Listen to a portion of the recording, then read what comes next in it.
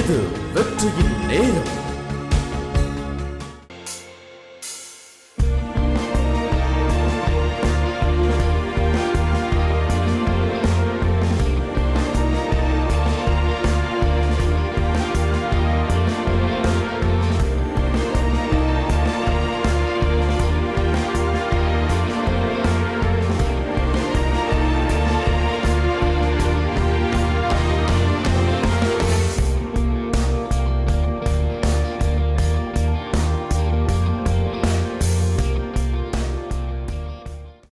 கர்த்தருடைய வார்த்தை திரும்புவோம்.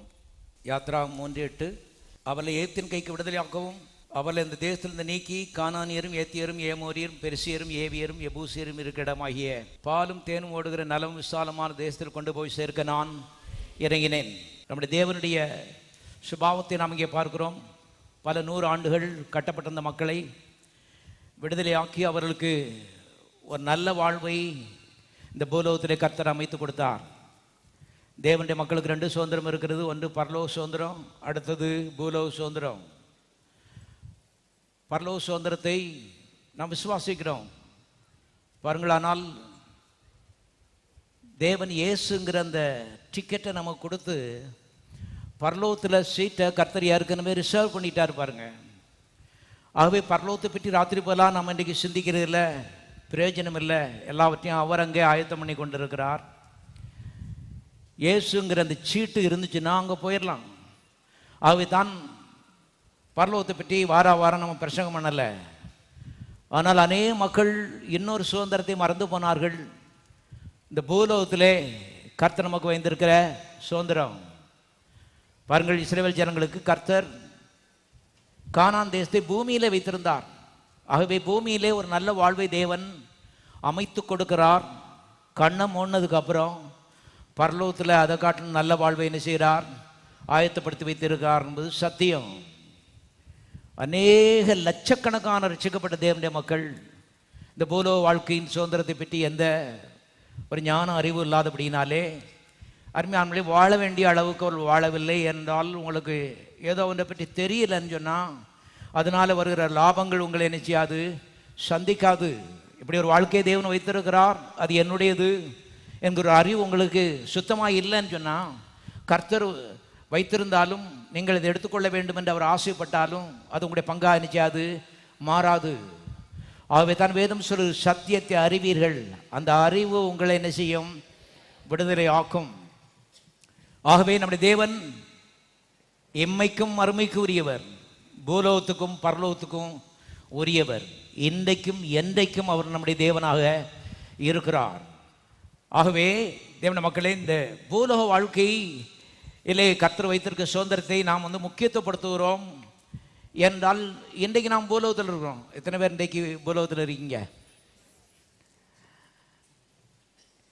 இன்றைக்கு கர்த்தர் இன்றைக்கு பூலோகத்தை பாரு, நாளைக்கு பரலோகத்தை என்ன செய்யலாம், கண்ணை மூணுக்கு அப்புறம் பரலோகத்தை பார்க்கலாம்.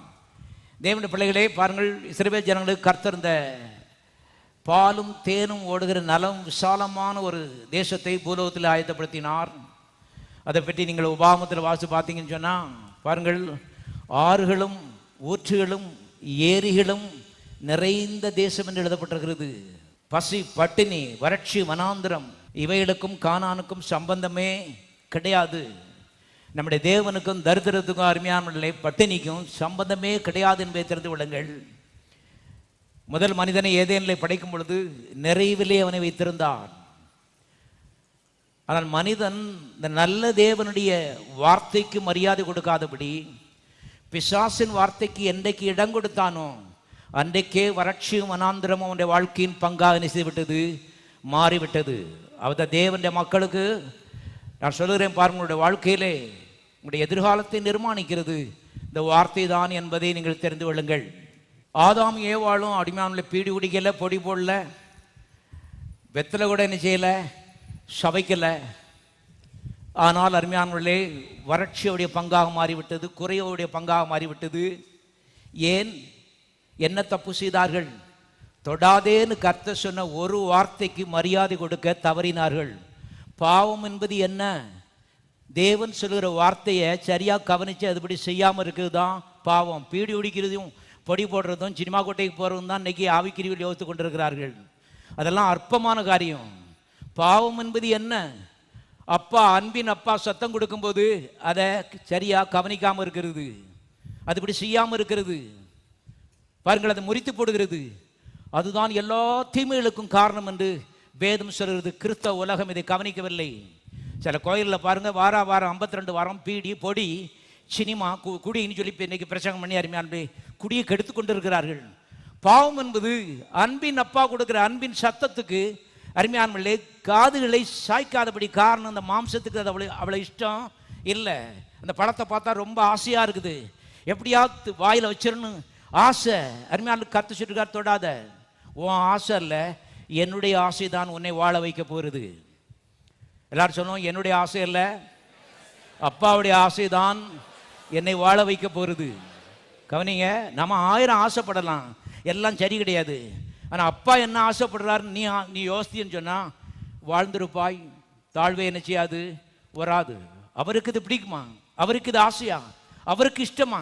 இஷ்டம் இல்லைன்னா நான் செய்ய போகிறது இல்லை. ஏன்னா அவருடைய வார்த்தையை மீறிட்டா அது பெரிய விளைவுகள் என்ற வாழ்க்கையிலே கொண்டு வரும். அருமையான கவனியங்களாகவே பாவம் என்பது ஒன்றே ஒன்று தான். அது என்னன்னு கேட்டிங்கன்னா, தேவனுடைய வார்த்தையை மீறுகிறதே பாவம். அப்போஸ்தலனாகிய யோவான் சொல்லும் பொழுது நியாயப்பிரமாணத்தை மீறுகிறதே பாவம். விளங்குற மாதிரி சொல்ற, நியாயப்பிரமாணம்னா எதை சொல்றாருன்னு சொன்னா பிரமாணங்கள் அல்லது வார்த்தை, தேவனுடைய வார்த்தையை தான் அவர் சொல்றாரு. பாருங்க, 1 யோவான் 3ஆம் அதிகாரத்தில் பிரமாணத்தை மீறுகிறதே பாவம். ஆதாமுக்கு ஒரே ஒரு பிரமாணத்தை தான் கொடுத்தாரு, தொடாத, புசிக்காதே. அதைத்தான் தொட்டான். பாருங்க, வேற ஒரு பாவம் செய்யல. எல்லா பாவங்களும் தொடர்ந்து வந்து விட்டது, எல்லா தீமைகளும் எல்லா வேதனைகளும் தொடர்ந்து என்ன செய்து விட்டது, வந்து விட்டது. அவர் கிறிஸ்தவ ஜீவிதத்தில் இயேசு கிறிஸ்துவை ஏற்றுக்கொண்டதுக்கு அப்புறம் பெரிய தீர்மானம் என்னன்னு சொன்னா, கர்த்தாவுடைய சத்தத்தை தெளிவாய் கேட்கிற ஒரு காதுகளை எனக்கு என்ன செய்யும், தாரும். இந்த காது இல்லை, உள்ள இருக்கிற காது உங்களுடைய சத்தத்தை கேட்கட்டும். அப்படிப்பட்ட ஒரு ஆவிக்குரியவனாய் என்னை மாற்றும். அருமையான தேவனுடைய மக்களே, என்றால் வேதம் சொல்லுது, மனுஷன் அப்பத்தினாலே மாத்திரமல்ல, தேவனுடைய வாயிலிருந்து புறப்படுகிற எத்தனை வார்த்தை, ஒரு வார்த்தையினால் பிழைப்பான். எல்லாம் சொல்லுவோம், ஒரு வார்த்தையினால் பிழைப்பான், ஒரு வார்த்தையினால் பிழைப்பான். அந்த ஒரு வார்த்தையை விட்டுட்டா செத்து போகக்கூடிய ஆபத்து இருக்கிறது. சாத்தானுடைய வஞ்சம் என்னன்னு கேட்டா, உங்களை சினிமா கொட்டைக்கும் கள்ளு கடைக்கும் கொண்டு போகிற அவனுடைய முயற்சி இல்லை. அப்பா சொல்ற வார்த்தையை கவனிக்காம வைக்கிற ஒரு நிலை தான் அவனுடைய வஞ்சகம், அவருடைய தந்திரம். தேவனுடைய சத்தத்தை கேட்டுக்கொண்டு இருக்கிறீர்கள். அதை தான் நான் குடிக்க மாட்டேன், வெறிக்க மாட்டேன், நான் பீடி குடிச்சு 20 வருஷம் ஆச்சுன்னு சொல்லிட்டு இருக்கக்கூடாது. அப்பாவுடைய சத்தத்தை கேட்க விடாம என்ன செய்யணுமோ அதுதான் அவன் செய்வான். அவனுக்கு தெரியும், கர்த்தருடைய சத்தத்தை கேட்கலன்னா அருமையான அவன் வலைக்குள்ள நாம் என்ன செய்யிட்டோம், விழுந்துட்டோம். அவைதான் அருமையான தேவனுடைய பிள்ளைகளே, நல்ல வாழ்க்கையை தேவன் நியமித்து வைத்திருக்கிறார். எல்லாருக்கும் பாரபட்சமே கிடையாது.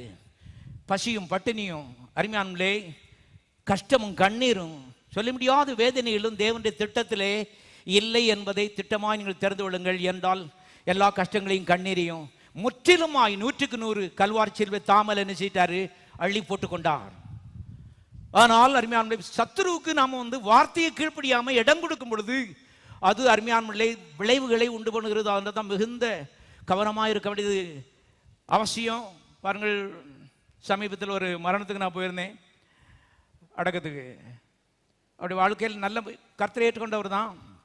ஆனால் சமீப காலத்தில் 2 வருஷமா ஒன்றுக்கு மேலே ஒன்று கஷ்டம், ஒன்றுக்கு மேலே ஒன்று வியாதி, ஒன்று போனால் ஒன்று லட்சக்கணக்கான ரூபாய் ஆஸ்பத்திரிக்கு செலவழித்துட்டு கடைசியில் பாருங்கள், எனஃப், என்னுடைய கஷ்டம் போதும், மை சஃபரிங் இஸ் எனஃப், இதுக்கு மேலே எனக்கு ஒரு துளியும் வேண்டாம், என்னைய ஆஸ்பத்திரி கொண்டு போகாதீங்க, leave me alone, let me die, என்னை விட்டுருங்க, நான் செத்தே போகிறேன்னு சொல்லி கடைசியில் சொல்லிட்டாராம். பாருங்க, அருமையான தேவனுடைய மக்களை அவங்க என்கிட்ட சொன்னாங்க. நான் வருத்தப்பட்டேன். ஏனென்றால் நம்முடைய கஷ்டங்கள் எல்லாவற்றையும் கர்த்தர் கல்வாரி சிலுவை அவர் மேலே என்ன செய்யிட்டாரு, அள்ளி போட்டு கொண்டார். இந்த வியாதியுடைய இவ்வளவு கஷ்டங்களை இவர் பட வேண்டிய அவசியமே கிடையாது. இதெல்லாம் 2000 வருஷத்துக்கு மேலே இயேசு அவர் மேலே அள்ளி போட்டுக்கிட்டு பாருங்க, அதுக்குரிய கிரயத்தை முற்றிலுமாய் கொடுத்து தீர்த்திருக்கிறார். ஆனால் நாம் இந்த வார்த்தையை கவனமாய் செவி கொடுத்து, இந்த வார்த்தையை விசுவாசித்து, இந்த வார்த்தையை கொண்டு சத்ருவை விரட்டி அடிக்க தவறினால் வாழ்க்கையிலே அருமையான தீமைகள் வரக்கூடிய சாத்தியக்கூறு இருக்கிறது. மறுபடியும் சொல்கிறேன், வேதத்தில் எழுதப்பட்டிருக்கிறது, சாட்சியின் வசனத்தினாலும் ஆட்டுக்குட்டியின் ரத்தத்தினாலும் அவனை என்ன செய்தார்கள்? ஜெயித்தார்கள். சாட்சியின் வசனத்தினால என்னை ஜெயித்தார்கள்.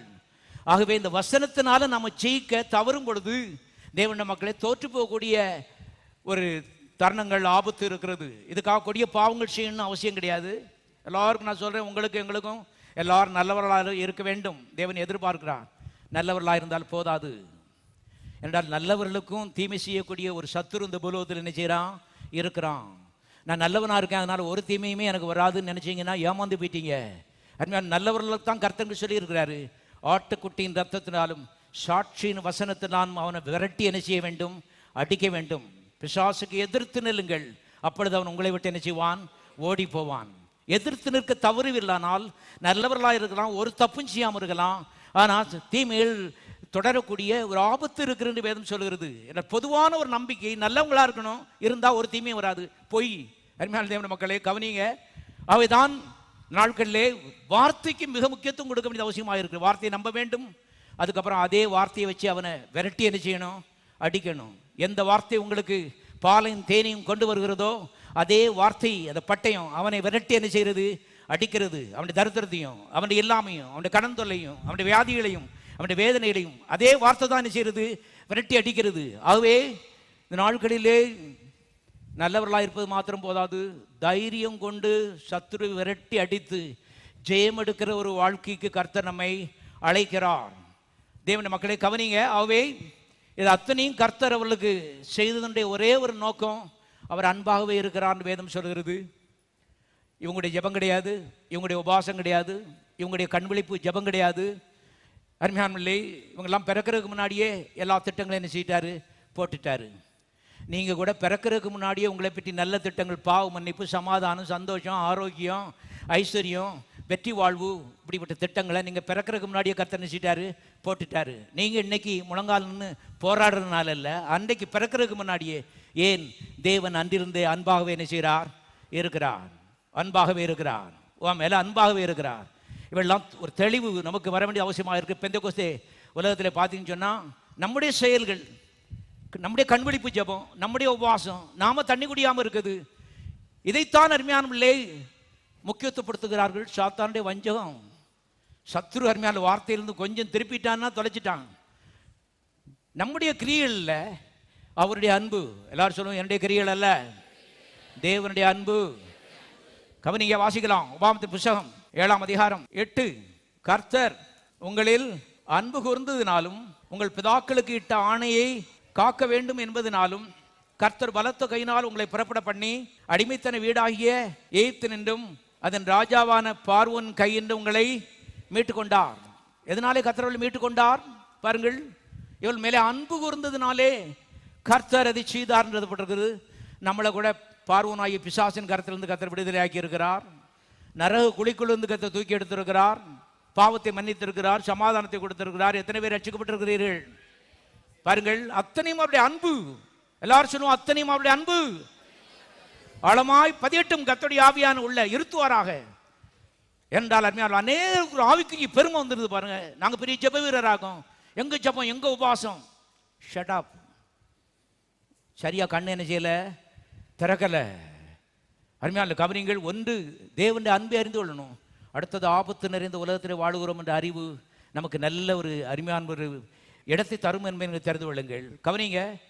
ஒன்று, தேவனுடைய அன்புக்கு ஒரு நாளும் களங்கம் வந்துவிடக்கூடாது நம்முடைய பேச்சில். காரணம், அன்பினாலேயே கர்த்தர் இது செய்கிறார். இது நான் தான் செய்தேன்னு எடுத்துக்கிடும் பொழுது சத்துருடைய வலைக்குள்ளே விழுந்து விடக்கூடிய ஒரு ஆபத்து என்ன செய்கிறது? இருக்கிறது. எச்சரிக்கையாக இருக்கணும். பெருமையுள்ளவர்களுக்கு தேவன் என்ன செய்கிறார்? எதிர்த்து நிற்கிறார். நம்முடைய ஜெபம் இல்லை, நம்முடைய உபவாசம் இல்லை. அன்பினாலே கர்த்தர் நம்மை ரட்சித்தார் என்பதை தெரிந்து கொள்ளுங்கள். அன்பினாலே அபிஷேகித்தார். அன்பினாலே இந்த வார்த்தையை நமக்கு என்ன செய்திருக்கிறார்? கொடுத்திருக்கிறார். அன்பினாலே நல்ல சபையில் கர்த்தர் கொண்டு வந்து சேர்த்திருக்கிறார் என்பதை நீ திட்டமாக தெரிஞ்சுக்கோ. திட்டமாக நீ தெரிந்து கொள். ஏனென்றால் ரட்சிக்கப்பட்டு ஆவி பெற்ற ஆயிரக்கணக்கான மக்கள் இன்னைக்கு அவிசுவாச குழிக்குள்ளே கிடந்து ஆசீர்வாதத்தை சந்ததி சந்ததியாக இழந்து போய் கொண்டிருக்கிறார்கள். கண்கூடாக பார்க்கிறோம். நல்லவங்க தான், ஒரு தப்பு செய்ய மாட்டாங்க, எந்த பாவம் செய்ய மாட்டாங்க, ஆனால் வாழ்க்கையில் முன்னேறவும் மாட்டாங்க. எந்த முன்னேற்றமும் கிடையாது. இருந்த இடத்துலையே 30 வருஷமா ஏனென்றால் அருமையானவர்களே, கர்த்தருடைய நன்மை எதையுமே பார்க்கறதுக்கு கண்ணு தெரியல ஊழியக்காரர் விசுவாசிகளுக்கும். கர்த்தருடைய சரியான இடத்துல கொண்டு வந்திருக்கிறார். இதற்காக நீ கோடி முறை கர்த்தரை துதிக்க வேண்டும் என்று தெரிஞ்சுக்கோ. என்றால் வாரம் கண்ட குப்பையை கேட்டுக்கிட்டு இருந்தா அது நம்மை பாதிக்கிறது மாத்திரம் சந்ததி பாதித்து விடும். இதுதான் கர்த்தருடைய அடிக்கடி என்ன பேசிட்டு இருக்காரு. சில குடும்பங்கள் நான் பார்க்குறேன், பெற்றோர் அந்த இடத்துக்கு போகிறாங்க, 15 வருஷம் போயிட்டு இருக்காங்க. கிட்டத்தட்ட பிள்ளைகள் அங்கே வளர்ந்து வரும் பொழுது அவங்களே அது என்ன செய்யுது, பாதிச்சிருது. அதே தரித்திரம், அதே இல்லாமை, அதே வெறுமை, அதே தோல்வி. பாருங்க அருமையா தேவனுடைய மக்களாகவே கர்த்தர் செய்தெல்லாம் நன்மைகளுக்காக நம்ம துதிக்க வேண்டும். அத்தனையும் அவருடைய அன்பு நிமித்தம் கர்த்தர் நமக்கு என்ன செய்திருக்கிறார். அநாதி அன்பு நிமித்தம் கர்த்தர் செய்திருக்கிறார். சீக்கிரம் 1 யோவான் புத்தகம் 4:8. அன்பில்லாதவன் தேவன் அறியான், தேவன் அன்பாகவே இருக்கிறார். எல்லாரும் சொல்லுவோம், தேவன் என் மேல் அன்பாகவே இருக்கிறார். தேவன் உன்மேல் அன்பாகவே இருக்கிறார். தேவன் நம்மேல் அன்பாகவே இருக்கிறார். எல்லாரும் கரங்கத்தில் சோதரிப்போம்.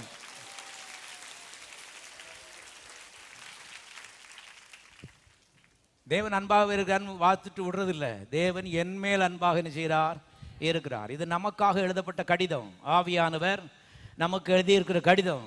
கர்த்தருங்க சொல்றாரு, தேவன் உன்மேல் அன்பாக இருக்கிறார். ஆழமா தங்க வாக்கியங்கள் உள்ளே ஆழமான அத்திவாரமாக பதியட்டும். நெருக்கங்கள் நிறைந்த இந்த உலகத்தில் வாழ்ந்து கொண்டிருக்கும் பொழுது, துர்ச்செய்தி வரும் பொழுது நமக்கு அருமையானே இது ஒரு அத்திவாரமாய் அமையும். தேவன் இன்னும் என்மேல் அன்பாக இருக்கிறார். அவர் வானத்திலும் பூமியிலும் பெரியவர். எங்கள் அப்பா வானத்திலும் பூமியிலும் பெரியவர். நான் அவருடைய குடும்பத்தில் இருக்கேன், அவருடைய கையில் இருக்கிறேன். ஒருவன் என்னை பறித்து கொள்ள முடியாது. எதை சொல்லு, எல்லாவற்றை காட்டிலும் ஒரு பெரியவர். எந்த வியாதியினுடைய பேரை சொல்லு, அதை காட்டிலும் ஒரு பெரியவர். அருமையாளுக்கு எந்த பாக்டீரியாவை சொல்லு, அதை காட்டிலும் ஒரு பெரியவர். இயேசுநாதர் சொன்னாரு, இந்த பிதா எல்லாரிலும் பெரியவர். எல்லாரும் சொல்லுங்க, எங்க அப்பா எல்லாரிலும் பெரியவர். நான் அவருடைய கரத்தில் இருக்கிறேன். அவருடைய கரத்திலிருந்து ஒருவனும் என்னை பறித்துக் கொள்ள முடியாது.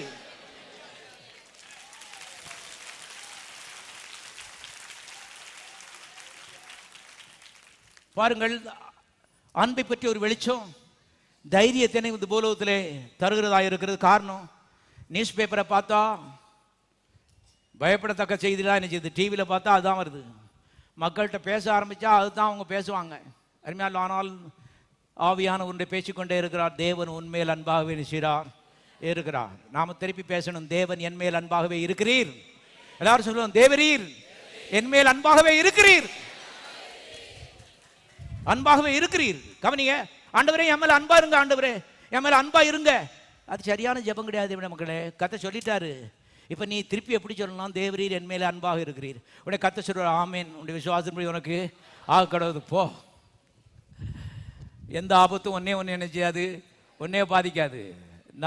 நானும் நீயும் இந்த கூட்டணி எவனும் நினைச்ச முடியாது, முறிக்க முடியாது. அன்பே பெரியது. எல்லாரும் சொல்லுவோம், அன்பே பெரியது. தேவ அன்பே பெரியது. எதை காட்டிலும் எதுவும் இந்த உலகத்தில் நடக்கட்டும், ஆனால் தேவ அன்பு அருமையான, அதற்குள் நாம் இருக்கிறோம். தேவன் என்மேல் அன்பாக இருக்கிறார். அன்பே பெரியது. அன்பை எதுவுமே முறிக்க முடியாது என்பதை தெரிந்து கொள்ளுங்கள். வாசிக்கலாம், ஏசாயாவின் புத்தகம் 63வது அதிகாரம் 9. அவருடைய எல்லா நெருக்கத்திலும் அவர் நெருக்கப்பட்டார். நம்முடைய தேவனை பற்றி பாருங்க. இஸ்ரவேல் ஜனங்கள் கஷ்டப்படும் போது, நெருக்கப்படும் போது அவரும் நெருக்கப்பட்டார் போட்டு. அவர் எதுக்கு நெருக்கப்படணும்? அவர் வானத்திலும் பூமியிலும் பெரியவர். அவருக்கு ஒரு பிரச்சனையும் இல்லை. அவர் எதுக்கு நெருக்கப்படணும்? அன்பு.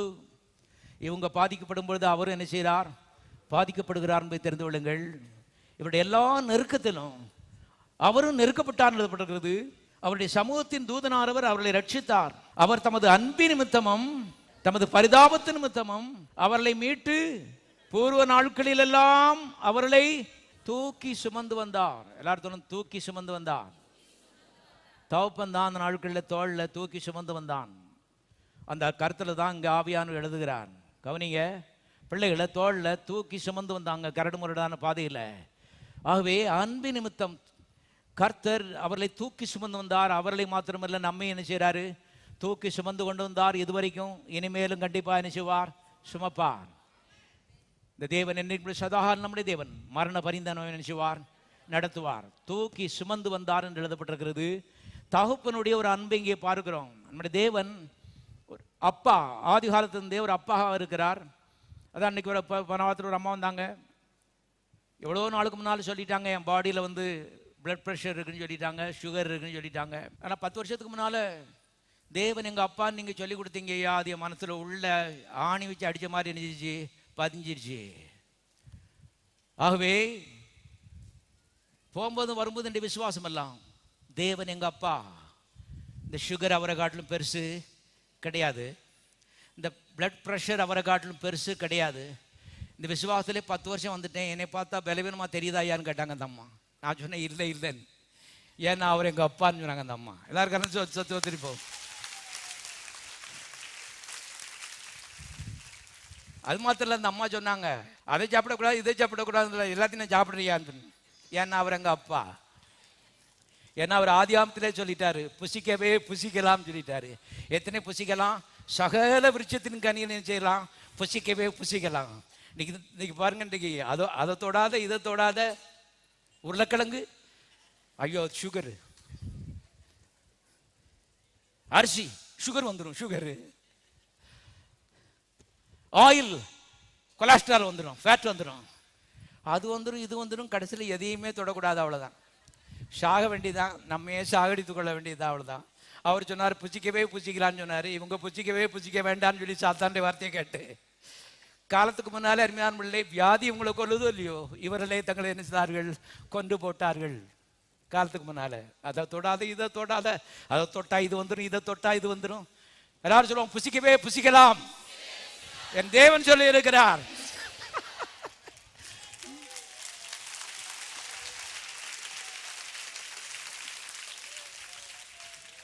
அதான் முன்கூட்டியே சொல்லிட்டார் போல, சகல விருட்சத்தின் கனி என்ன செய்யலாம்? புசிக்கவே புசிக்கலாம். ஒரு நேரம் இல்லை, 2 நேரம் நான் உனக்கு சொல்றேன், அழுத்தமா சொல்றேன், புசிக்கவே என்ன செய்யலாம்? புசிக்கலாம். நான் லைசன்ஸ் கொடுத்துருக்கேன். இப்ப நீ என்ன செய்ய போற? நீ என்ன செய்ய போற? அது தொட மாட்டேன், இதை தொட மாட்டேன், அது வந்துடும் இது வந்துடும்னா கண்டிப்பா வரும். ஏன்னா நீ சொல்லிட்ட, உள்ளதான் மனசுல வச்சிருக்க, ராத்திரி போல அதான் யோசிக்கிற, அதுக்கப்புறம் அதான் வாயில் என்ன செய்யற? சொல்ற. நீ சொன்னபடி என்ன செய்யும்? ஆகும். சொன்னபடி ஆகும். தேவனுடைய மக்கள் ஆகவே தந்த நாட்களிலே பிசாசனுடைய பயங்களுக்கு அதிகமான முக்கியத்துவத்தை நிச்சயாதிருங்கள், கொடாதிருங்கள். காலத்துக்கு முன்னால் நம்மை சாகடித்து விடும்.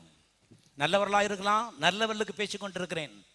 கவனிங்க, ஒரு தப்பு செய்யாமல் இருக்கலாம், ஆனால் உள்ள பயம் வேலை செய்யிட்டு தெரிஞ்சு, வாயில பயம் வெளியே வந்து கொண்டிருந்தால் அது காலத்துக்கு முன்னால் நம்ம என்ன செய்யும்?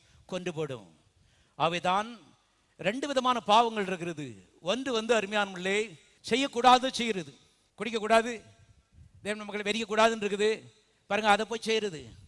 அடுத்தது செய்ய வேண்டியதை செய்யாமல் இருக்கிறது, sin of commission, sin of omission சொல்றாங்க ஆங்கிலத்தில். கமிஷன் சொன்னா பாருங்க, இந்த தப்பான காரியங்களை போய் செய்யறது, செய்யக்கூடாது செய்யறது. சின் ஆஃப் ஒமிஷன் சொன்னா கர்த்தர் சொல்றாரு, பயப்படாதிருங்கள், உலகத்தின் சகல நாட்கள் நான் உங்களுடன் கூட இருக்கிறேன், என்ற வார்த்தை உனக்கு இருக்கிறது, பயப்படாதுன்னு சொல்றாரு. இப்போ பாருங்க, செய்ய வேண்டியதை செய்யாம இருக்கிறது. அவர் பயப்படாதுன்னு சொல்லும்போது நம்ம பயப்பட ஆரம்பிக்கும். பாருங்க, அதை தொட்டா இது வந்துடும், இதை சாப்பிட்டா இது வந்துடும், இதை குடிச்சா இது வந்துடும், இப்படியே ராத்திரி போகலாம் பயம். அருமையான தேவன் மக்களே கவனிங்க, நாம் மெடிக்கல்ல முன்னேறிட்டு போறது இல்லை, வார்த்தையில முன்னேறிட்டு என்ன செய்யணும்? போகணும். சிலருக்கு பார்த்தீங்கன்னா இதுக்குள்ள இது இருக்குது அது இருக்குது, அப்பா பாப்பா ஓல்டான் ஓல்டான் ஓல்டான், எதுவும் எதுக்குள்ளே இருந்துட்டு போகுது. வார்த்தைக்குள்ளே ஜீவன் இருக்கிறது.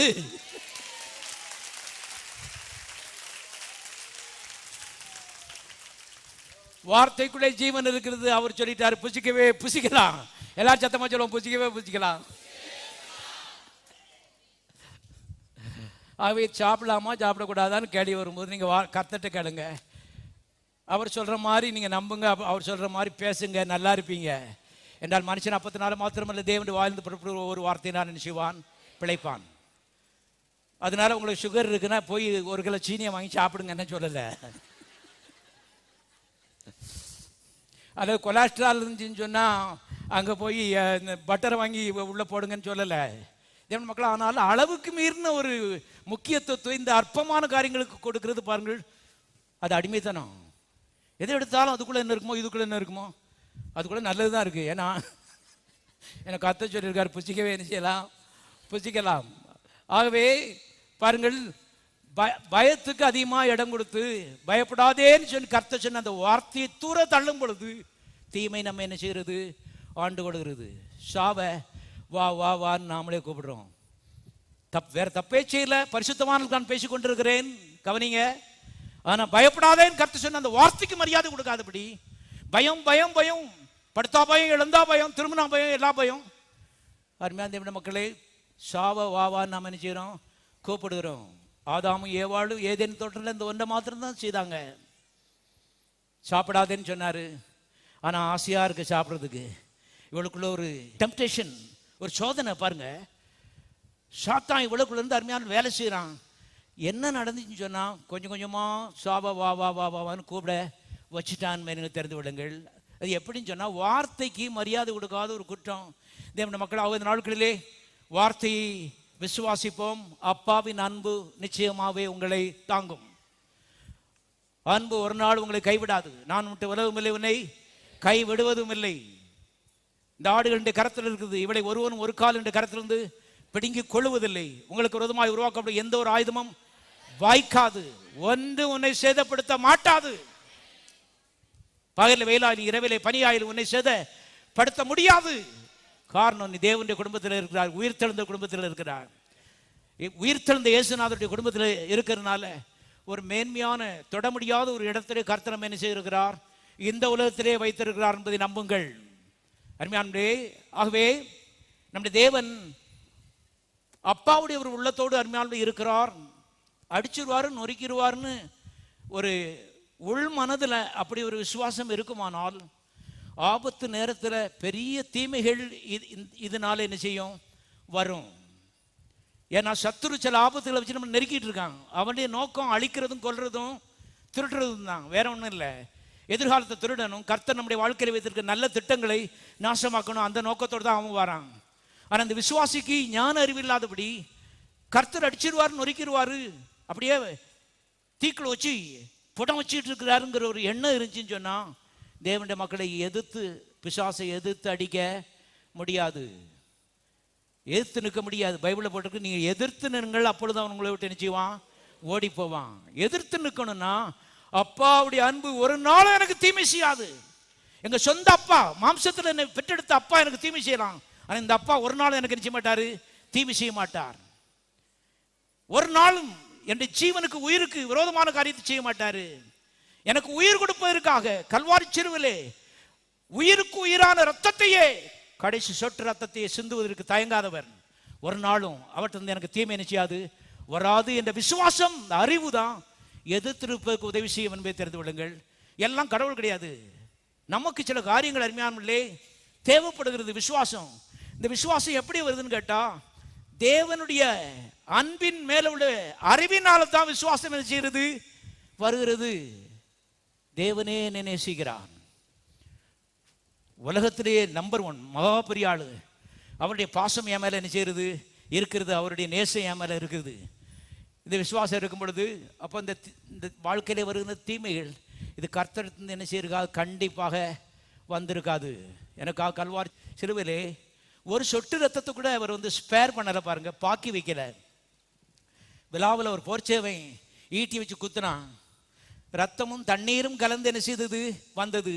அது என்ன, எதுக்கு ஆதாரம் கேட்டா, இனி இந்த சரத்தில் ரத்தமே இல்லை, கடைசி சொட்டு ரத்தம் வந்துடுச்சின்னு அர்த்தம். கடைசி சொட்டு ரத்தத்தை எனக்காக சிந்தினவர் இந்த தீமையை அனுமதிக்கவும் மாட்டார், அதை அனுப்பியிருக்கவும் மாட்டார். இது அவற்றிலிருந்து வந்ததில்லை. அப்படின்னா நான் முழு பலத்தோடு பிசாசுக்கு என்ன செய்ய போறேன், எதிர்த்து நிற்க போறேன். இது தேவனுடைய வாழ்க்கையில் இருக்க திட்டங்களை அதமாக்கும்படி, நாசமாக்கும்படி பிசாசு எடுக்கிற முயற்சி, என்னை சோர்வடைய செய்யும்படி, அதைரியப்படுத்தும்படி பிசாசு எடுக்கிற முயற்சி.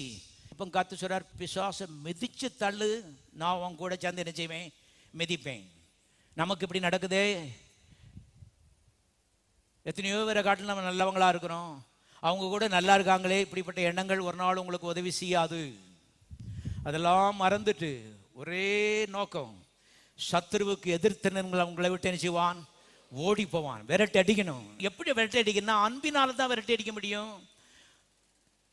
அன்பு எதனால வருதுன்னா அறிவினாலே வருகிறது. ஆகவே சர்வலோகத்தின் தேவன் சிருஷ்டியர் உங்க அப்பா. அவர் உங்கள் மேல அன்பாகவே செய்கிறார், இருக்கிறார். அவரால் ஒரு தீமையும் உங்களுக்கு வராது. எல்லாரும் சொல்லுங்க, சர்வலோகத்தின் சிருஷ்டியர் எங்க அப்பா. அவர் என் மீது அன்பாகவே இருக்கிறார். அவராலே எனக்கு ஒரு தீமையும் என் வாழ்நாள் முழுவதும் வராது. எல்லாரும் கரங்களை சோதரிப்போம். வராது. எங்கிருந்து இது வருதோங்கிற ஒரு சந்தேகம் தான் அருமையான தேவனுடைய மக்களே. சத்ரு எதிர்த்து அடித்து துரத்த முடியாதபடி நமக்கு ஒரு தடைச்சுவராக இருக்கிறது. ஏன்னா இங்கேயே ரெண்டு எண்ணமா இருக்குது பாருங்க. தேவனுடைய மக்களாகவே ஒரே நோக்கம்தான், தேவ அன்புக்குள்ளே வாழுங்கள், தேவ அன்பை அறிந்து கொள்ளுங்கள். இந்த தேவ அன்பை வைத்து சத்துருவை என்ன செய்யுங்கள், விரட்டி அடியுங்கள். எதுவாக இருந்தாலும் கர்த்தர் சொல்றார், ஒருவேளை நீங்கள் சில தவறுகள் செய்திருந்தாலும் இந்த அன்பின் அப்பா கண்டிப்பா உங்களுக்கு என்ன செய்வார், மன்னிப்பார். அதனால ஒரு தண்டனை அனுப்ப மாட்டார் என்பதை திட்டமாக நீங்கள் தெரிந்து கொள்ளுங்கள். கட்டகுமாரி அவ்வளவு பெரிய தப்பு செய்தான். தகப்பனுடைய பேரை நாசம் பண்ணி சொத்தெல்லாம் அழிச்சிட்டு பன்றி குடிசைக்கு எழும்பி வரான். சுத்த அவமானம், ஊரே சிரிக்கிற மாதிரி செஞ்சிட்டான். ஆனா வேதம் சொல்லு, தகப்பன் தூரத்திலே அவனை கண்டு மனதுருகி ஓடி கிட்ட வந்து கட்டி அணைத்து கொண்டு முத்தமிட்டான் என்று சத்திய வேதம் சொல்லுகிறது. யோசித்து பாருங்க, நம்முடைய தேவன் அப்படிப்பட்ட தேவன் தான். ஆகவே ஏதோ கடந்த காலத்தில் சில தவறுகள்னாலே இந்த கர்த்தர் தண்டிக்கிறாரோ என்று யோசிக்காதீங்க. கர்த்தர் இயேசுவை உங்களுக்காக சிலுவையிலே தண்டித்து விட்டார். இனி உங்களை தண்டிக்கிறதுக்கு அவர்கிட்ட ஒரு தண்டனையும் இல்லை. எல்லாம் முற்றிலுமா இயேசுவின் மேலே வந்து விட்டது. இன்றைக்கு உங்களுக்கு தண்டனை இல்லை, இன்றைக்கு உங்களுக்கு கிருபை. இன்றைக்கு உங்களுக்கு தண்டனை இல்லை, இன்றைக்கு உங்களுக்கு மன்னிப்பு. இன்றைக்கு உங்களுக்கு தண்டனை இல்லை, இன்றைக்கு உங்களுக்கு இரக்கம். இரக்கம் இவைகள் உள்ளே ஆழமாய் பதியும் பொழுது சத்துருவை எதிர்த்துன்னு பேருக்கு வசதியா இருக்கும். எதிர்த்துன்னா கண்டிப்பா என்ன செய்வான், ஓடி போவான். நீ கேட்டுட்டு இருக்கீங்க பாருங்க, எதிர்த்தான் நிற்கிறேன் பாஸ்டர், நான் ஓட மாட்டேங்கானே. ரெண்டு மனசுல எதிர்த்து நின்னீங்கன்னா ஓட மாட்டான். ஒரே மனசு. எங்க அப்பாவால் எனக்கு ஒரு பிரச்சனையே இல்லை, அப்பாவுக்கு எனக்கு எந்த ப்ராப்ளமே கிடையாது, தப்பு செஞ்சா மன்னிப்பார், நான் அந்த குடும்பத்துல இருக்கிறேன். இப்ப நானும் எங்க அப்பாவும் சேர்ந்து என்ன செய்ய போறோம், விரட்டி அடிக்க போறோம், இவனை மிதிக்க போறோம். கவனிங்கள், நான் மாத்திரம் இல்லை, அல்லது அவர் மாத்திரம் இல்லை. புதிய ஏற்பாட்டில் கர்த்தர் ஒரு பிரமாணத்தை வச்சிருக்கார், நானும் நீயும். சில அக்கௌண்ட்ஸ் இருக்கு, ஜாயிண்ட் அக்கௌண்ட் இருக்கு பாருங்க. ரெண்டு பேர் சேர்ந்து ஜாயிண்ட் அக்கௌண்ட் ஆரம்பிச்சுக்கிறாங்க, ரெண்டு பேரும் கையெழுத்து போட வேண்டியிருக்கு. அதே மாதிரி புதிய ஏற்பாட்டில் அருமையானே இயேசுநாதரும் நீங்களும் சேர்ந்தா தான் வேலை செய்யும் என்பதை நீங்கள் தெரிந்து கொள்ளுங்கள். அவர் மாத்திரம் காரியங்களை செய்தார்னா வேலை செய்யாது. அப்படி ஒரு செட்டப்பை கர்த்தர் வச்சிருக்கிறாரு. அதனால தான் நீங்க வந்து துரத்துங்க ஆண்டவரை, நீங்க அடிங்க, நீங்க பிசாசை துரத்துங்கன்னு சொல்லிக்கிட்டு இருக்கிறது. அவரால் தனியாக செய்ய முடியாது. கர்த்தர் சொல்றார் புதிய ஏற்பாட்டில் நீ நானும் ஜாயிண்டா இருக்கும். இப்ப நீ மிதிக்கும் போது நான் மிதிப்பேன், நீ துரத்தும் போது நான் துரத்துவேன். நீயும் நானும் ஒண்ணு, ஒன்னே என்னையும் பிரிக்க முடியாது. உலகத்தின் முடிவு பிரிந்த நீ நானும் ஒண்ணு. எல்லாரும் கரங்களை ஊற்றி கர்த்தர் சோதரிப்போம். கிறிஸ்துவ ஜீவியம் இதுதான் என்பதை தெரிந்து கொள்ள தேவன் மக்களே. பாருங்கள், இந்த அன்பின் தேவன் பழைய ஏற்பாட்டு காலத்தில் இருக்க அந்த தேவன் அனாதி அன்பினாலே நம்ம நேசித்தார்ந்து ஏற்கனவே பார்த்துருவோம். எரேமியாவின் புத்தகம் 31வது அதிகாரம் 3. பூர்வ காலம் முதல் கர்த்தர் எனக்கு தரிசனியானார் என்பாய், ஆம் அனாதி சிநேகத்தால் உன்னை சிநேகித்தேன். கர்த்தர் சொல்றாரு பாருங்க, ஆம் ஆமீன். பூர்வ காலம் முதல் என்னை சிநேகித்தீர்னு இஸ்ரவேல் சொல்றான். கர்த்தர் சொல்றாரு ஆமீன், அது உண்மைதான். ஆம், அனாதி சிநேகத்தால் நான் உன்னை சிநேகித்தேன் என்று காலைவெளி கர்த்தருடைய ஆவியானவர் சொல்றாரு. ஆம் ஆம் ஆம் ஆம் ஆம், இல்லை கிடையாது, ஆம். பூர்வ காலத்திலிருந்தே நான் உன் மேல என்ன செய்யிருக்கிறேன், அன்பு வச்சிருக்கிறேன். அனாதி சிநேகத்தால் நான் உன்னை சிநேகித்தேன், ஆதலால் காருண்யத்தால் உன்னை என்ன செய்கிறேன், இழுத்துக் கொள்கிறேன். கர்த்தர் அன்பான நம்மளை வியாதியிலையும் வேதனையிலையும் போட்டு நொறுக்கிறது இல்லை, அன்பினாலே இழுத்துக் கொள்கிறார். கர்த்தர் வார்த்தையை நம்புங்கள் தேவனுடைய மக்களே. ஆவியானவர் நமக்கு உதவி செய்யணும் பாருங்க. அதனால தான் கண்கள் திறக்கப்பட வேண்டியது அவசியமா இருக்கு. கர்த்தர் சொல்றாரு, அன்பின் கயிற்றினால் கட்டி இன்னும் என் பக்கத்துல போன வருஷம் இருந்த காட்டில் இந்த வருஷத்துல நான் வந்து அனைத்து கொள்வதற்கு பிரயாசப்பட்டு இருக்கேன். கடவுள் அடிக்காருன்னு நம்பாத, பிசாசுடைய பொய்யை நிச்சயாதே நம்பாதே. அருமையான தேவனுடைய மக்களே, ஆகவே அனாதி காலத்திலிருந்தே அப்பாவாக அவர் இருக்கிறார். ஆனா புதிய ஏற்பாட்டிலே தேவனுடைய பிள்ளைகளே, அவருடைய அன்பு இயேசுவின் மூலம் வெளிப்பட்டது என்பதை மனதில் ஆழமாய் நிறுத்துங்கள். பழைய ஏற்பாட்டுக்கும் புதிய ஏற்பாட்டுக்கும் வித்தியாசம் என்ன சொன்னால், பழைய ஏற்பாட்டு மக்கள் அப்பான்னு அவங்க சொல்ல முடியாது முதல்ல. ரெண்டாவது, கடவுளுடைய அன்பு கிடைக்கிறதுக்கு நாம் என்ன செய்ய வேண்டும் என்ற முயற்சியில் தான் பழைய ஏற்பாடு முழுவதும் அவர்கள் பிரயாசப்பட்டார்கள். ஒரே பிரயாசம்தான். எந்த நேரம் பண்டிகை, எந்த நேரம் ஆராதனை, எந்த நேரம் பலி, எந்த நேரம் ரத்தம் சிந்துருது, எத்தனையோ பலவிதமான சட்டத்திட்டங்கள் அவங்களுக்கு. அத்தனை முயற்சிகளும் தேவனுடைய அன்பு எனக்கு கிடைச்சிடணுங்கிற அந்த ஒரே முயற்சியில் தான் மக்கள் பிரயாசப்பட்டார்கள். ஆனால் புதிய ஏற்பாட்டு மக்களுக்கு தேவனுடைய அன்பு ஏற்கனவே கிடைத்து விட்டது. எல்லாரும் கரங்களை உயர்த்தி கற்று சோதரிப்போம். தேவனுடைய அன்பு கிடைத்து விட்டது. இன்றைக்கு ஆண்டவரே நீங்கள் என் மேலே அன்பாக இருக்கணும் ஆண்டவரே அப்படி கேட்கக்கூடாது. வந்து வசனத்துக்கு பொருந்தாது தேவனுடைய பிள்ளைகளே. வாசிக்கலாம். யோவான் சுவிசேஷம் 3ஆம் அதிகாரம் 16ஆம் வசனம். தேவன் தம்முடைய ஒரே பேரான குமாரனை விசுவாசிக்கிறவன் எவனோ அவன் கெட்டு போகாமல் நித்திய ஜீவனை அடையும்படிக்கு இயேசுவை தந்துருளி இவ்வளவாய் உலகத்தில் என்ன செய்தார்? அன்பு கூர்ந்தார். எல்லாரும் சொல்லுவோம், அன்பு கூர்ந்தார். பாருங்க, கடந்த காலத்தில் எழுதப்பட்டிருக்கிறது. நாம் இன்னைக்கு ஏதோ ஒன்று செய்யறதுனால அவர் அன்பு கூர்ந்துருவார்னு போல. கடந்த காலத்திலே அன்பு கூர்ந்து விட்டார்னு எழுதப்பட்டிருக்கிறது. ஆகவே இன்றைக்கு தேவனுடைய அன்பை இயேசுவிலே பார்க்கலாம். இயேசு ஒரு மனுஷன் பார்த்தான்னா பிதாவாயி தேவன் அப்பாவுடைய அன்பை அவரில் என்ன செய்யலாம்? பார்க்கலாம். இதுக்கு மேலே தேவன் நம்மேலே அன்பு கூற முடியாது. ஆகவே தான் எழுதப்பட்டிருக்கிறது, இவ்வளவா என்ன செய்தார்? அன்பு கூர்ந்தார். தேவனுடைய மக்களை இயேசுவை தந்தது போல ஒரு அன்பை எங்கேயுமே நீங்கள் பார்க்க முடியாது என்பதை நீங்கள் தெரிந்து கொள்ளுங்கள். ஆகவே இந்த புதிய ஏற்பாட்டிலே அப்பா நம்ம கொடுக்குற அழைப்பு என்னன்னு சொன்னால், இயேசுவை நல்லா கருத்தா என்ன செய்? நோக்கிப்பார். அடிக்கடி ஜெபி, ஆண்டவரே இயேசுவை பார்க்கக்கூடிய ஒரு ஆவிக்குரிய கண்களை எனக்கு தாரும்.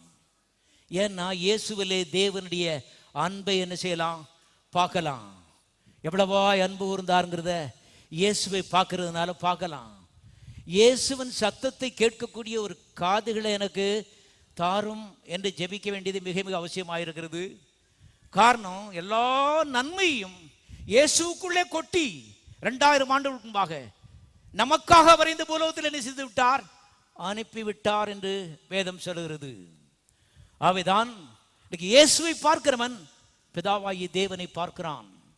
வாசிக்கலாம். யோவான் சுவிசேஷம் 14ஆவது அதிகாரம் 8ஆவது வசனம். பிலிப்பு இயேசுவை நோக்கி, ஆண்டவரே பிதாவாகிய தேவனை எங்களுக்கு காண்பியும், அது எங்களுக்கு போதும் என்றான். அதற்கு இயேசு, பிலிப்புவே, இவ்வளவு காலம் நான் உங்களுடனே கூட இருந்தும் நீ என்னை அறியவில்லையா? என்னை கண்டவன் பிதாவை கண்டான். ஏசுநாதர் சொல்றாரு பாருங்க, என்னை கண்டவன் பிதாவை கண்டான். பழைய ஏற்பாட்டு தேவனை அவன் கண்டான், அப்பாவை அவன் கண்டான்.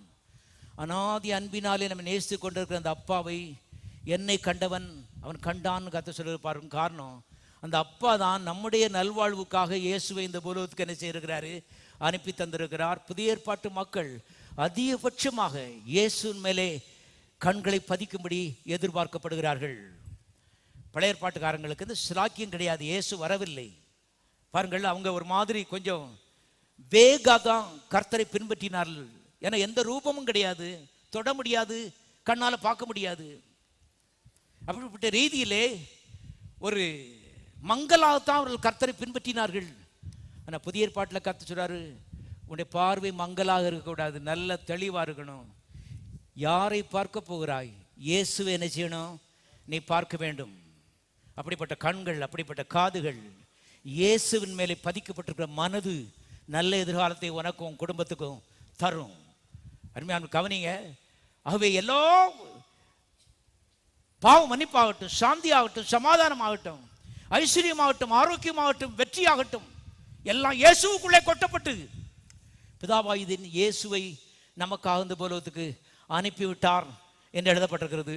இயேசுவுக்கு வெளியே இன்றைக்கு விசுவாசிக்கு ஒன்றுமே இல்லை என்று வேதம் திட்டமாய் சொல்லுகிறது. பாருங்கள், வாசிக்கலாம். கொலோசியர் 2ஆம் அதிகாரம் 9. ஏனென்றால் தேவத்துவத்தின் பரிபூர்ணமெல்லாம் சரீர பிரகாரமாக இயேசுவுக்குள் என்ன செய்கிறது? வாசமாயிருக்கிறது. அதாவது தெய்வம்னு சொன்னா அந்த எசன்ஸ், அவருடைய தன்மைகள் எல்லாம் இந்த இயேசுவுக்குள்ளே சரீர பிரகாரமாக என்ன செய்யப்பட்டிருக்குதான்? கொட்டப்பட்டிருக்கிறதான். தேவனுடைய தன்மைகள், தேவனுடைய வல்லமை, தேவனுடைய ஞானம் எல்லாம் தெய்வத்தினுடைய அந்த எசன்ஸ் இயேசுக்குள்ளே உள்ளே கொட்டப்பட்டிருக்கிறது. ஆவைதான் இந்த காலைவெள்ளி கர்த்தருடைய ஆவியான் சொல்கிறார், இயேசுவுக்கு வெளியே உனக்கு வாழ்வு இல்லை. கவனிங்கள், இரவும் பகலும் அருமையான நம்முடைய தியானமும் நம்முடைய பேச்சும் வாயும் மனதும் இயேசுவினால் நிறைந்திருப்பது நல்ல எதிர்காலத்தை உங்களுக்கு தரும். காரணம், எல்லா தெய்வத்துவத்தின் பரிபூர்ணம், எல்லாரும் சொல்லுவோம் பரிபூர்ணம், ஞானத்தின் பரிபூர்ணமாகட்டும், ஐஸ்வர்யத்தின் பரிபூர்ணமாகட்டும், பரிசுத்தத்தின் பரிபூர்ணமாகட்டும், எதுனுடைய பரிபூர்ணமாகட்டும், எல்லாம் அவருக்குள்ளே கொட்டப்பட்டிருக்கிறது. மனுஷன் அவரையே பார்க்குறான். அதான் பைபிளில் போட்டிருக்கு, அவர்கள் அவரை நோக்கி பார்த்து பிரகாசம் அடைந்தார்கள், அவருடைய முகங்கள் வெட்கப்படவில்லை. எபிரேயர் 12 வாசிக்கிறோம், உங்களுடைய விசுவாசத்தை துவக்க முடிக்கிறோம் ஆகிய இயேசுவை மாத்திரம் நோக்கி உங்களுக்கு நியமிக்கப்பட்டிருக்கிற ஓட்டத்திலே பொறுமையோடு என்ன செய்யுங்கள், ஓடுங்கள். இயேசுவை மாத்திரம் நோக்கி. அந்த விசுவாசி இப்படி இருக்கான், இந்த விசுவாசி இப்படி இருக்கான், தேவையில்லை. அந்த ஊழியக்காரன் இப்படி, இந்த எனக்கு தேவையில்லை. நான் பார்க்கும்படி கர்த்தர் வைத்திருக்கிற ஆளு அது இயேசு என்று வேதம் சொல்கிறது. காரணம், என்னுடைய நன்மைக்காக இயேசுவை இந்த பூலோகத்துக்கு அப்பா அனுப்பியிருக்கிறார் என்று எழுதப்பட்டிருக்கிறது. அருமையானவர்களே, அவைதான் அப்போஸ்தலனாகிய பவுல் 2 கொரிந்தியர் 9:15 அவர் சொல்லும்போது, 2 கொரிந்தியர் 9:15 விதமாய் சொல்கிறார், தேவன் அருளிய சொல்லி முடியாத ஈவுக்காக அவருக்கு ஸ்தோத்திரம். பாருங்க, லிவிங் பைபிளில் எழுதப்பட்டிருக்கிறது, தேவன் அருளிய சொல்லி முடியாத ஈவாகிய இயேசுவுக்கு ஸ்தோத்திரம். அவ்விதமாக எழுதப்பட்டிருக்கிறது. அப்போஸ்தலனாகிய பவுல் தேவன் அருளிய சொல்லி முடியாத ஈவுகள்னு அவர் சொல்லல. கவனிங்க, தேவன் அருளிய சொல்லி முடியாத ஈவுக்காக, சிங்குலர். நிறைய ஈவுகள் இருக்கிறது, கர்த்தர் ஸ்தோத்திரம். ஆனா ஒரே ஈவை தான் தேவன் இந்த பூலோகத்துக்கு செய்தாரு, அனுப்பினாருடைய பேர் இயேசு. அந்த ஈவுக்குள்ளே எல்லா ஈவுகளும் என்ன செய்யப்பட்டிருக்கிறது, பொதிந்திருக்கிறது, கொட்டப்பட்டிருக்கிறது. என்ன தேவை? எனக்கு பிள்ளை தேவையா, ப்ரமோஷன் தேவையா, ஆரோக்கியம் தேவையா, நீடிய வாழ்வு தேவையா, ஐஸ்வர்யம் தேவையா, எல்லாம் இயேசுவுக்குள்ளே கொட்டப்பட்டிருக்கிறது. இதை அறிந்து கொள்ள வேண்டியது அவசியமாக இருக்கிறது. ஆகவே தான் நான் சொல்கிறேன், இயேசு மிகப்பெரிய சொத்து. அந்த இயேசுவை கொண்டு நாளைய தினத்தை என்ன செய்யலாம், தைரியமாய் சந்திக்கலாம். என்னமும் எங்கே எப்படி நடக்கட்டும். அருமையானவர்களே, இயேசுங்கிற சொத்து எனக்கு இருக்கும்போது, அருமையானவர்களே, எனக்கு எல்லாம் இருக்கிறது. காரணம், தேவனே சகல பரிபூரணத்தையும் அவருக்குள்ள ஊற்றி எனக்காக இந்த பூலோகத்திலே என்ன செய்திருக்கிறார், அனுப்பி வைத்திருக்கிறார் என்று வேதம் திட்டமாய் சொல்கிறது. அவரை இயேசுவை நேசிக்க வேண்டும். காலம் கொஞ்சம் நேரம் ஜபிக்கிறேன், சாயங்காலம் கொஞ்சம் நேரம் ஜபிக்கிறேன் பற்றி நான் பேசலை. போகும்போதும் வரும்போதும் பகலும் இரவும் மனது வாய் எல்லாம் அருமையானவர்களே இயேசுவிலே பதிக்கப்பட்டிருக்கின்ற நிலை இது வெற்றியுள்ள கிறிஸ்தவ ஜீவியத்திற்கு வழி வகுக்கும் என்பதை தெரிந்து கொள்ளுங்கள். தேவனுடைய மக்களை கவனியுங்க. ஆகவே உலகம் கொடுக்க முடியாத பெரிய சொல்லி முடியாத சொத்தை கர்த்தர் இலவசமாக அவங்களுக்கு என்ன செய்து விட்டாரு, அனுப்பிவிட்டார். ஒரு காசு நம்ம கொடுக்கல. இன்னைக்கு எதுவும் காசு கொடுக்காம வாங்க முடியாது. ஆனால் அந்த இயேசுவை இலவசமாக நம்ம என்ன செய்தோம், வாங்கி கொண்டோம். இலவசமாக வாங்கி கொண்டது மாத்திரமல்ல, அந்த இயேசுவின் மேன்மையை அறிந்து அருமையானவர்களே பாருங்கள், இந்த பூலோகத்திலே எல்லா ஆசீர்வாதங்களையும் அவர் மூலமாய் நீங்கள் பெற்றுக்கொள்ளலாம் என்று வேதம் போதிக்கிறது. ஒரு பகுதி வாசித்து முடிச்சிருவோம். மத்தேயு சுவிசேஷம் 17வது அதிகாரம் 1 வாசிக்கிறேன். 6 நாளைக்கு பின்பு இயேசு பேதுருவையும் யாக்கோபையும் அவனுடைய சகோதரனாகிய யோவானையும் கூட்டிக் கொண்டு தனித்திருக்கும்படி உயர்ந்த மலையின் மேல் போய் அவர்களுக்கு முன்பாக மறுரூபமானார். சத்தமா வாசிங்க. அவர் முகம் சூரியனை போல என்ன செய்தது, பிரகாசித்தது. இயேசுங்கிறது தச்சமயம் இல்லை. நினைக்கிற மாதிரி பாருங்க, இவர் குளிக்காத ஒரு பண்டாரம், ஒரு நீள அங்கேயே போட்டுட்டு இருக்க ஒரு பண்டாரம் இன்றைக்கு அநேக கிறிஸ்தவ மக்கள் எழுத்து கொண்டிருக்கிறார்கள். என் ஜனங்கள் அறிவில்லாமல் என்ன செய்கிறார்கள், சங்காரமாகிறார்கள். அநேகர் இன்றைக்கு ஏழைகளாக இருக்கிறார்கள். விசேஷமாக ஊழியக்காரர்கள் ஏழைகளாக இருக்கிறார்கள். ஏன் தெரியுமா? ஏழ்மைத்தனமான ஒரு புத்தி, இயேசுவை குறித்து ஏழ்மைத்தனமான ஒரு புத்தி. இப்படி சபைகள் இந்த மூடத்தனத்தை இவர்களுக்கு ஊட்டி விட்டுருக்கிறது. இயேசுனா தாழ்மையானவர், அவர் ரொம்ப ஏழை, இப்படி படித்து கொடுத்துருக்கான் பாருங்க. இது உள்ளே இருக்கிறது. ஆகவே அருமையான இன்றைக்கு ஊழியக்காரர்கள் அவ்வளோ பரிதாபமான நிலையில் இருக்கிறார்கள். ஏன் தெரியுமா? இயேசுவை ஏழைன்னு நினைச்சா கடைசி நான் ஏழையாக கண்டிப்பாக நினைச்சிருவேன், போயிடுவேன். மாற்றமே கிடையாது. இது சீரியஸான விஷயங்கள். இது என்ன அறிந்து வைத்திருக்கிறீர்களோ அது பாதிப்புகளை ஏற்படுத்தும். இயேசு பணக்காரன் நினைச்சா நீ ஏழையா இருக்க மாட்ட. ஏன்னா இது பாதிப்புகளை ஏற்படுத்துகிறது. தேவனுடைய மக்களே, தெய்வீகமான காரியம். இது ஒரு மதம் இல்லை. ஆகவேதான் பாருங்க, இங்க பாருங்க, அவருடைய முகம் சூரியனை போல என்ன செய்தது? பிரகாசித்தது. அந்த தேவன் தான் தாழ்மையின் ரூபம் எடுத்து நமக்காக சிலுவையில் என்ன செய்தார்? தொங்கினார். அவருக்குள்ளே எல்லா தெய்வத்தினுடைய பரிபூரணங்களும் நிறைந்திருக்கிறது. இங்க பாருங்க, அவர் வஸ்திரம் வெளிச்சத்தை போல வெண்மையாயிற்று. அப்பொழுது மோசேயும் எலியாவும் அவரோட கூட பேசுகிறவர்களாக அவர்களுக்கு காணப்பட்டார்கள். அப்பொழுது பேதுரு இயேசுவை நோக்கி, ஆண்டவரே, நாம் இங்கே இருக்கிறது நல்லது. உமக்கு சித்தமானால் இங்கே உமக்கு ஒரு கூடாரமும் மோசேக்கு ஒரு கூடாரமும் எலியாவுக்கு ஒரு கூடாரமாக 3 கூடாரங்களை என்ன செய்வோம்? போடுவோம். பாருங்க, பழைய ஏற்பாட்டு காலத்திற்கு 2 பெரிய ஊழியக்காரர்கள் அங்கே வராங்க. ஒன்று மோசே, அடுத்தது எலியா. வந்து அவர்கிட்ட வந்து பேசிட்டு இருக்காங்க. இதில் பேதுரு வந்து யூத குலத்தை சேர்ந்தவன் பாருங்க.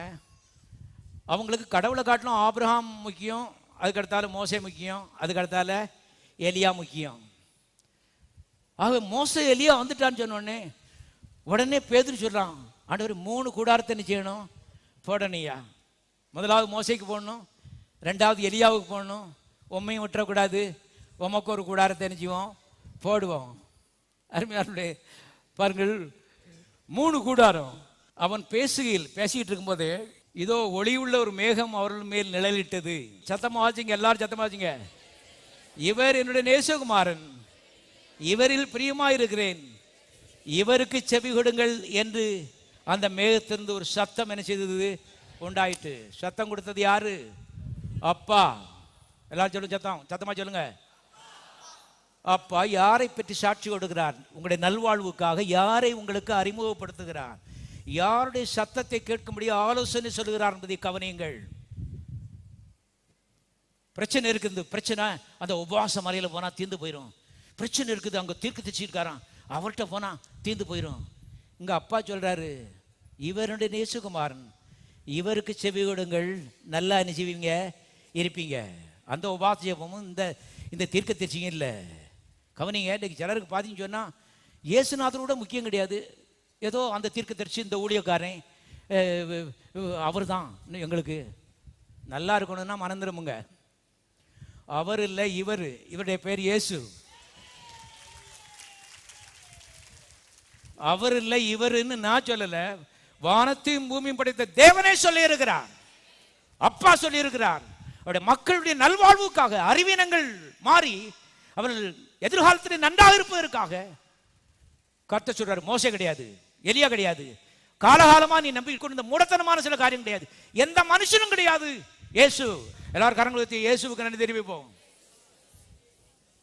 கவனிங்கள், பிதாவாய் தேவன் குறுக்கிடுறாரு பாருங்க. பேதுரு யோவான்கிட்ட, முட்டாள், நீ தான் நாளைக்கு சபையை கட்ட போற, நாளைக்கு சபை மக்கள் வாழ வேண்டுமானால் உனக்கு ஒரு அறிவு வேணும். இது மோசையும் இல்லை, இது எலியாவும் இல்லை, இது தேவத்தினுடைய சகல பரிபூர்ணமும் நிறைந்த இயேசு. அவர் தான் உனக்கு வாழ்வு கொடுக்க போறார். உன் சபை மக்களுக்கு என்ன செய்ய போறாரு? வாழ்வு கொடுக்க போறார்.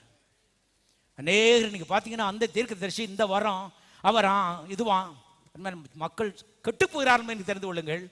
அவைதான் நல்லா கரெக்ட் பண்ணிக்கணும். யார் மேலே விசுவாசனை வச்சிருக்கேன், யார் இந்த முதலிடத்தில் நான் வச்சிருக்கிறேன். நமக்கு கவனிங்க, நல்ல சபைகளுக்காக கர்த்தர் தோத்துறோம், நல்ல ஊழியக்காரருக்காக கர்த்தர் தோத்துறோம். ஆனால் யாருக்கும் இயேசு கொடுக்குற இடத்தை நினைச்சாத கூடாத. 3 கூடாரத்தையும் 5 கூடாரத்தையும் போடாத, ஒரே கூடாரத்தை போடு, இயேசுவுக்கு போடு, இயேசுவுக்கு போடு. மனுஷன் தான், தேவன் தான். மனுஷன் தான், இயேசு தான்.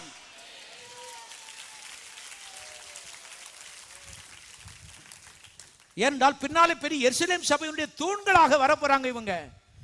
இவனே சரியா காரியங்களை தெரிந்து கொள்ளலன்னு சொன்னா குடும்பங்கள் கட்டப்படாது, பாழடிக்கப்பட்டு போகும். இயேசுங்கிற அஸ்திவாரத்தை தவிர வேற எதிலையும் குடும்பத்தை என்ன செய்யக்கூடாது? கட்டக்கூடாது, சபை கட்டக்கூடாது. பேதுருட்ட ஒரு நாள் கர்த்தர் சொன்னார், இந்த கல்லின் மேல் என் சபையை நான் செய்வேன், கட்டுவேன். கர்த்தருடைய ஆவியானவர் எனக்கு ஒரு நாள் சொன்னார், சபைன்னா என்ன தம்பி? சபைன்னா என்ன? பெரிய போர்டு எழுதி போட்டிருக்காதா? சபைன்னா குடும்பங்கள். தெரியாவிட்டால் தெரிந்து கொள்ளுங்கள். தேவன் குடும்பங்களை கட்டுற வேலையில் இருக்காரு. அரசாங்கம் எத்தனையோ திட்டங்களை போட்டிருக்கு. ஆனால் தேவாதி தேவன் குடும்பங்களை சுகத்திலும் பலத்திலும் ஐஸ்வர்யத்திலும் ஆரோக்கியத்திலும் பரிசுத்தத்திலும் கட்டுகிறார். அதுதான் சபை. கட்டப்பட வேண்டுமானால் இயேசு அஸ்திவாரமாக இருக்க வேண்டியது மிக மிக அவசியமாக இருக்கிறது. முதலிடம் அவருக்கு கொடுக்கப்பட வேணும். அவைதான் தேவன் மக்களை இங்கே வாஸ்து முடிச்சிருவோம்.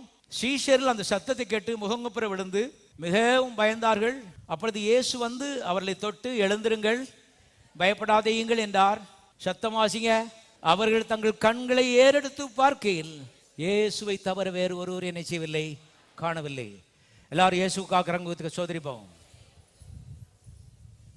3 பேர் நிற்கிறாங்க, குழம்பி போயிருக்கிறாங்க.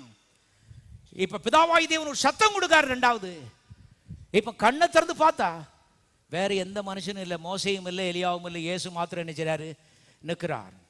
அந்த காட்சியோடு கர்த்தர் அவர்களை கீழே அனுப்பினாரு. அந்த காட்சியோடு போய் எருசலேம் சபையை கட்டினார்கள். முடவர்கள் குணமடைந்தார்கள், குருடர்கள் பார்வையடைந்தார்கள், பாவிகள் மன்னிக்கப்பட்டார்கள், தரித்திரர் சுவிசேஷத்தை கேட்டார்கள், பணக்காரரானார்கள். அத்தனை இந்த இயேசு மூலமா என்ன செய்தது, நடந்தது. பார்வை, கண்களை ஏறெடுத்து பார்க்கும் பொழுது, கண்ணை திறந்து பார்க்கும் போதும் போல ஏறெடுத்து பார்க்கும் பொழுது, சரியா ஏறெடுத்து பார்க்கறனா மோசே நிற்பான், எலியா நிற்பான், இன்னும் யோசுவா நிற்பான், 10 பேர் நினைச்சுவாங்க உன் கண்ணு முன்னாடி நின்றுட்டு இருப்பாங்க. குடும்பம் கட்டப்படாது. எத்தனை பேர் வாழ விரும்புகிறீர்கள்? உள்ள வாழணும்னு சொன்னா உள்ள கர்த்தர் அவர் மேல அன்பு, பற்று, பாசம், மரியாதை முதலிடம் அவருக்கு. சரியான ஏறெடுத்து பார்க்கிற பார்வை இது அருமையான மிக மிக தேவையாக இருக்கிறது. தேவனுடைய பிள்ளைகளே, இந்த பழைய ஏற்பாட்டு பரிசுத்தவான்கள் 2 பேரும் வந்தாங்களே, பேசிக்கிட்டு இருந்தாங்கன்னு போட்டுக்கு இயேசுநாள்கிட்ட. என்ன பேசினார்னு மாத்திரம் நான் பார்த்து முடிப்போம். லூக்கான சுவிசேஷம் 9வது அதிகாரம் 30வது வசனம். அன்றி மோசே எலியா என்னும் 2 பேரும் மகிமையோடே காணப்பட்டு அவருடனே சம்பாஷணை பண்ணி அவர் எருசலேமிலே நிறைவேற்ற போகிற அவருடைய மரணத்தை குறித்து என்ன செய்தார்கள். மோசேயும் எலியாவும் வந்தாங்க. எதுக்கு வந்தாங்க தெரியுமா? இயேசுவின் கல்வாரி மரணத்தை பற்றி பேசுறதுக்காக நினைச்சுதாங்க வந்தாங்க. ஏன்னா 1000-10,000 ஆண்டுகள் எல்லா மக்களும் இந்த இயேசு அவருடைய கல்வாரி அதைத்தான் ஆவியின் கண்களால் என்ன செய்தார்கள், கண்டு காத்திருந்தார்கள். வாழ்க்கையில் அதை காணவில்லை, கண்ணை மூடிட்டாங்க. ஆனால் ஆவியிலே கண்டார்கள் இயேசுவினுடைய சிலுவையை. தேவனுடைய மக்களாகவே அவங்க வந்து என்ன பேசுனாங்கன்னு சொன்னால், தங்களை பற்றி பேசல, தங்களுடைய ஊழியங்களை பற்றி, தங்களுடைய பெருமையை பற்றி பேசல. கர்த்தர் அவருடைய கல்வாரி, அவருடைய ரத்தம், அவருடைய பாடுகள், அவருடைய கண்ணீர், மனுக்குலத்துக்காக அவர் போடப்படுற பாடுகள், இதை பற்றி அவங்க பேசுறாங்க. காரணம் அவருடைய பாடுகள் தான் இவனுடைய வாழ்வாக என்ன செய்ய போகிறது, முடிய போகிறது. அவருடைய தோல்வி இவனுடைய ஜெயமாக முடிய போகிறது. அவர் பாவமானது இவனை பரிசுத்தமான மாற்ற போகிறது. அவர் வியாதியானார், இவன் ஆரோக்கியமா இருக்க போறான். அவர் காலத்துக்கு முன்னால செத்து போனார், இவன் வந்து நீடிய வாழ்வாய் நினைச்ச போறான், இருக்க போறான். அவர் அறையில கட்டுறதுக்கு துண்டு இல்லாதபடி ஏழையாய் தொங்கினார், இவன் பணக்காரனா மாற போறான். இதைத்தான் வந்து அவங்க வந்து பேசினாங்க. கவனியுங்கள். ஆனா அந்த பேதுரு யோவானுக்கு இந்த அறிவு இல்லை.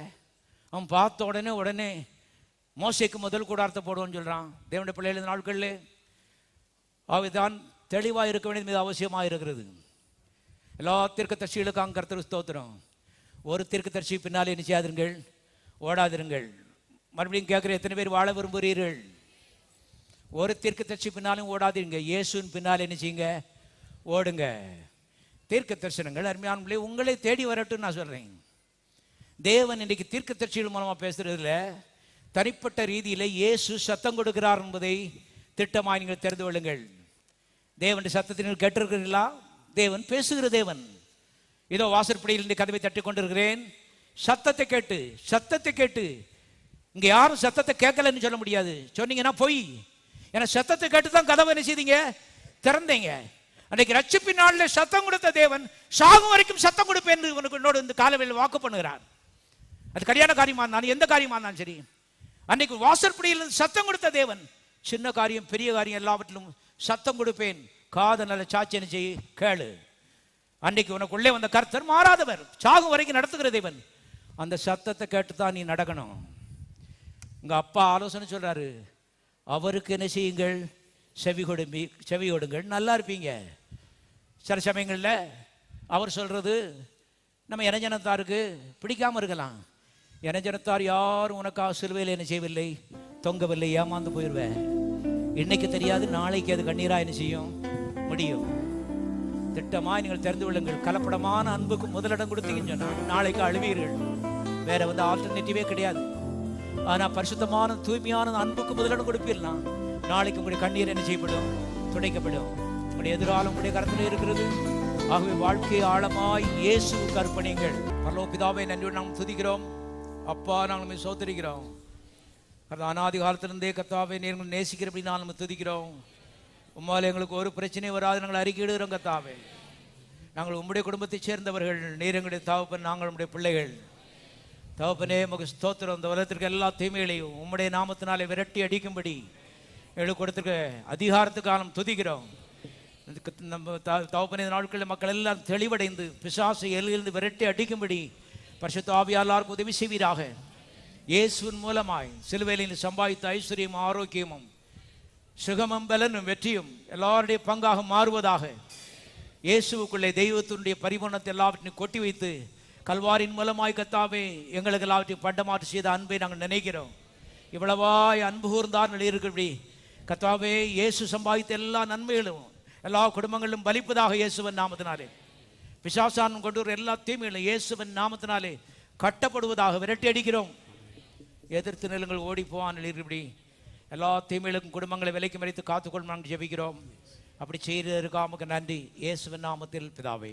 ஜீவ வார்த்தை ஆலயத்தில் ஒவ்வொரு ஞாயிற்றுக்கிழமையும் ஏராளமானோர் கூடி தேவனை ஆராதிக்கிறார்கள். தேவனுடைய வார்த்தையின் மகத்துவத்தை வேதாகமத்திலிருந்து மிக தெளிவாகவும் எளிமையாகவும் இங்கு போதிக்கிறோம். உங்கள் வாழ்க்கையும் வளம் பெற இந்த சத்தியங்களை கேட்டு பயனடையுங்கள். உங்களையும் எங்கள் ஆலயத்திற்கு அன்புடன் அழைக்கிறோம். எங்கள் முகவரி ஜீவ வார்த்தை ஆலயம், Madakkulam road, Palanganatham bus stand வழி, மதுரை, தென்னிந்தியா. தேவன் தாமே உங்களை ஆசீர்வதிப்பாராக.